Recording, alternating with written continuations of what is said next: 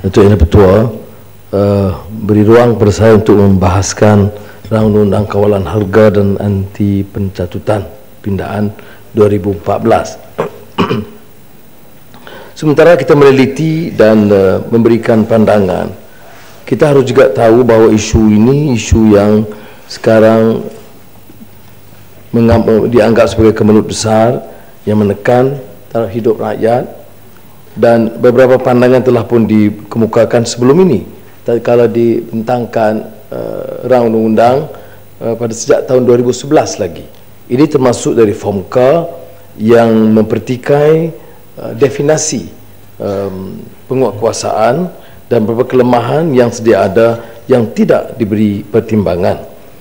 Saya menyusul perbahasan dikemukakan oleh Yang Berhormat Kena Batangan sebentar tadi, yang bersetuju dengan gambaran keluh kesah rakyat yang disuarakan oleh beliau, tapi kurang setuju bila ditumpukan hanya masalah penguatkuasaan.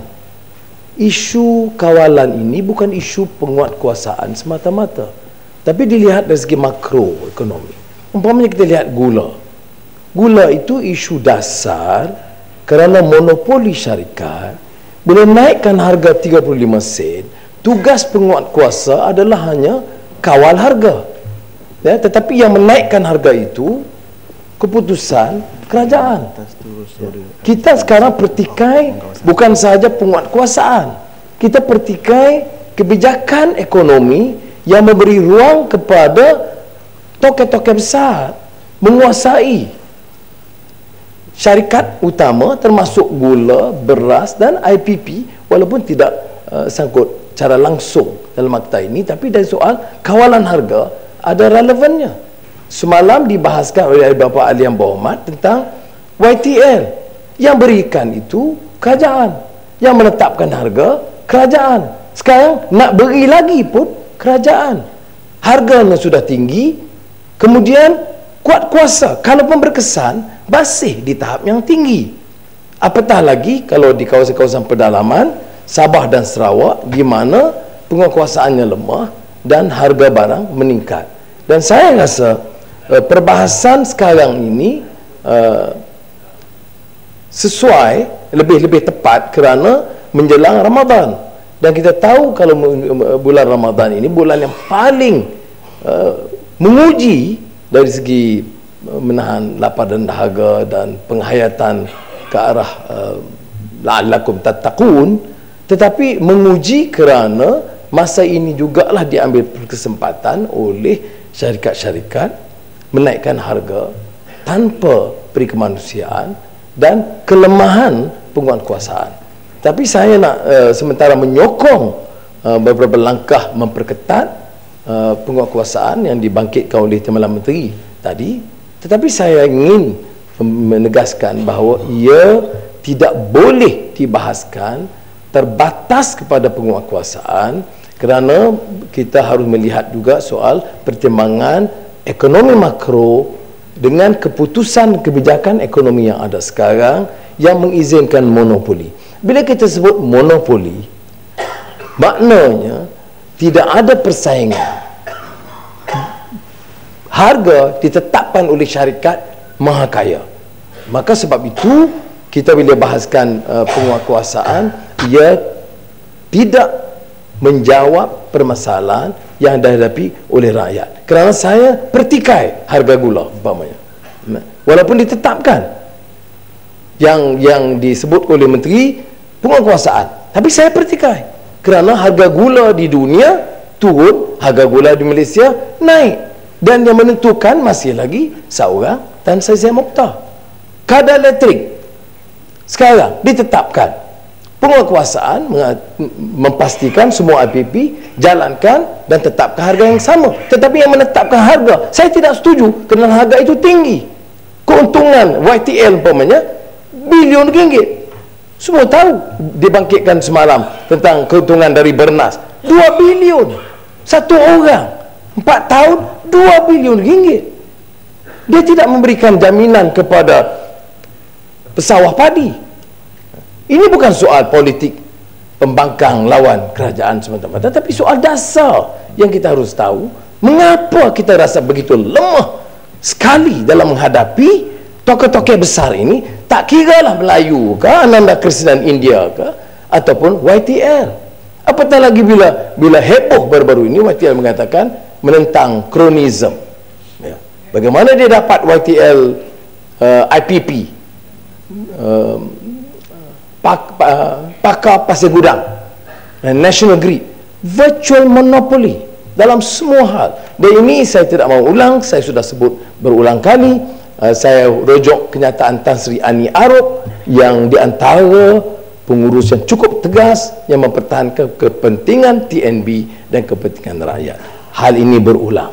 Sebab itu saya minta hal ini diberi perhatian. Tentunya tidak hanya di bawah ruang lingkup kementerian dan bidang kuasa Timbalan Menteri, tetapi ia masih terikat dengan permasalahan dasar ekonomi makro dan penentangan kita terhadap dasar perswastaan yang memihak kepada syarikat yang berulang. Kalau katakan ini keputusan lama, tak benar, kerana keputusan baru diberikan lagi kepada syarikat yang untungnya berbilion-bilion ringgit, dan tidak ada langsung keprihatinan untuk menjaga kepentingan rakyat, cuba menurunkan harga di mana yang munasabah. Ya, sila.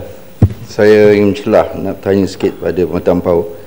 Tadi Matan Pau cakap dua perkara. Satu pasal bernas untung 2 bilion. Semalam saya dengar kata Al-Ustaz kata cukainya yang dikurangkan 40 juta kali 4 tahun 2 bilion lebih. Jadi dah semalam Menteri MITI kata duit tu bukan masuk poket bernas. Jadi kat mana yang untung 2 bilionnya? Pertama. Keduanya, pasal gula ni, pemegang biggest industry player gula ni bukan Semota, bukan Tradewin, ialah Malaysia Sugar Manufacturing Berhad. Jadi kat mana yang kita kata Semota minta penjelasan daripada Permatan Pau? Terima kasih kerana ada juga jurucakap yang cuba pertahankan kepentingan Syed Mokhtar dalam Dewan ini. Tapi ada baiknya kerana berikan ruang yang ada, ialah pertahankan. Betul. Dia pertahankan mana betul tu mengelirukan Dewan. Itu mengelirukan Dewan. Jadi saya nak betulkan fakta, bukan mendukung siapa-siapa. Saya nak jawab. Saya dah bangkitkan, saya jawab. Ya. Pertama soal bernas. Bernas ini, ya, cara kita membuat perkiraan import, setiap import beras itu dia catat keuntungan, ya. Sebab itu dulu import itu diberikan kepada nafas dan pertubuhan peladang banyak, sebab keuntungan tercatat. Sekarang ini dikatakan potongan dari subsidi. Soalnya catatan keuntungan itu sah. Sekarang dari import yang diberikan kepada nafas, pertubuhan-pertubuhan peladang, dipindah kepada bernas yang dikuasai oleh Syed Mokhtar. Soal accounting soal lain, tapi saya pasti kerana ini isu yang telah diputuskan oleh Jemaah Menteri dulu, termasuk tatkala penswastaan bernas, bila diberikan 40% kepada persatuan peladang, nafas, nikmat, kadar mada, itu ialah menjamin keuntungan ya, dari import beras. Jadi sekarang ini 40% itu dipindah kepada Tan Sri Syed Mokhtar seorang, maka keuntungan itu tercatat, boleh rujuk pada akaun dia. Saya tidak ada di sini, saya boleh berikan akaun keuntungan syarikat bernas di bawah Syed Mokhtar. Tradewin, betul, Tradewin itu bersama dengan Felda Global yang menguasai gula. Tetapi di antara Felda Global dan Syed Mokhtar itu sinerginya itu adalah untuk bekerjasama menentukan harga pasaran di Malaysia ditentukan oleh syarikat ini. Jadi Syed Mokhtar sebagai seorang individu, itu individu yang paling berkuasa dalam soal gula. Ini yang saya sebutkan, ya. Tapi Tradewin betul, bukan Tradewin monopoli seperti Bernas. Bernas dia ada 97% saham. Sekarang ni Syed Mukhtar. Jadi tak betul lah cakap tadi, fakta tadi tak betul Pematang Power. Tak ada. Apa yang tak betul? Tak betul. Dia kata tadi Syed Mukhtar yang besarnya MSM. Dan MSM Syed Mukhtar tak bekerjasama dari segi harga ni. Jadi kat mana dapat cerita pasal nak tentukan harga ni? Macam mana yang dan keduanya yang 400 juta tadi, saya tak pertahankan tu. Ini biar ada ini cerita pasal floor balik. Saya nak betulkan kenyataan. Kenyataan tu tak betul. Saya minta tarik balik. Kalau orang lain dah kena keluar. Kalau Padang Serai dah kena keluar. Sila. Kalau Padang Serai kena keluar. Kalau tanya begitu, kita ikut peraturan. Tapi kalau Kota Tinggi tak apa. Baik. Bukan, dengar. Ini yang masalahnya dalam dewan ini. Semua yang kononnya berjuang Melayu, bila kita nak pertahankan kepentingan peladang, pesawah padi, ada lagi yang tukang jual yang pertahankan kepentingan monopoli. Kota Tinggi itu. Kota Tinggi sekejap. Ya, Pematang Power Kota Tinggi duduk sekejap. Ya, Pematang Power duduk sekejap. Ya. Sekejap. Ini kita tengok peraturan perbahasan 37(2). Kalau yang berbahas tidak memberikan laluan, kita tak boleh nak ganggu. Ya, sila Pematang Power. Terima kasih. Jadi bernas 97% Syed Mukhtar. Dalam trade win gula, Syed Mukhtar sebagai seorang individu paling berkuasa kerana pengaruh dia kepada kerajaan besar. Bukan saja melalui bernas, tapi juga Malakoff IPP dan juga banyak syarikat-syarikat monopoli sebagai seorang yang punyai kepentingan dalam syarikat penswastaan paling besar dalam negara dia. Mustahil dia tidak ada say atau pengaruh dalam kerajaan. Terutama bila harga gula pasaran dunia turun, harga gula di Malaysia meningkat. Itu persoalannya. Jadi dalam relevan perdebatan kita, perbahasan kita dengan masalah Timbalan Menteri bangkitkan tadi, ialah bila Timbalan Menteri mengatakan penguatkuasaan, yang saya setuju, tetapi penguatkuasaan tidak boleh menyentuh soal harga yang telah ditetapkan oleh kerajaan. Baik, sekarang ini soal berkaitan iaitu indeks harga pengguna bagi tempoh Januari hingga April 2014. Ikut statistik kerajaan, meningkat 3.5% berbanding 109.8 dibandingkan dengan 106.1 pada tempoh sama tahun lepas. 2013 IHP April 2014 mencatat kenaikan 34%. Kadar inflasi bulanan sejak Januari 2014 hingga Mei 2014. Kita buat ekstrapolasi kadar inflasi dari Jun dan menjangkakan bahawa kadar inflasi akan terus naik ke 4% pada Mac 2015, iaitu sebulan sebelum pelaksanaan GST. Ada kenyataan daripada pemimpin kerajaan, menteri, yang mengatakan kenaikan GST itu tidak akan menyebabkan inflasi. Saya sebut hari Isnin lalu bahawa ini berbeza dengan apa yang berlaku di dunia.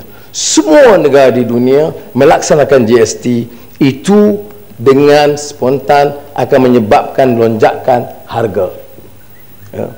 Dan ini saya boleh sebut umpamanya contoh beberapa pelaksanaan GST. India laksanakan tahun 2015. Kadar peringkat permulaan yang tinggi, itu pun kadar inflasi masih 4.2%.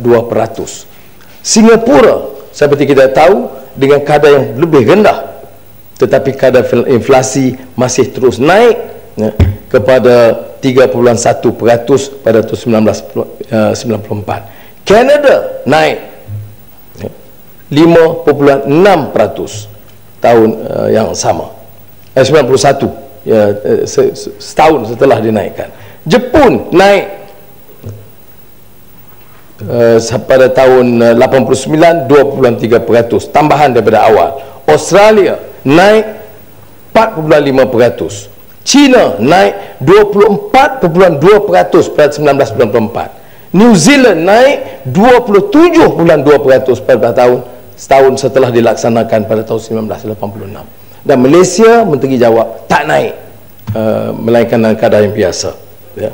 Walaupun New Zealand paling tinggi diikuti oleh China dan Australia, kita mengatakan kita boleh kawal, tapi saya tidak percaya hal ini boleh berlaku. Dan sekiranya diserahkan hanya pada bidang penguatkuasaan, ia tidak menjawab permasalahan pokok. Apa ini permasalahan pokok? Iaitu tentang monopoli dan perswastaan dan kontrak yang tidak mengikut tender yang telus, yang bukan saja berlaku dulu dan setelah janji transformasi ini tidak diulang, tetapi masih berlaku. Dan ini tentunya akan menyebabkan beban rakyat akan bertambah.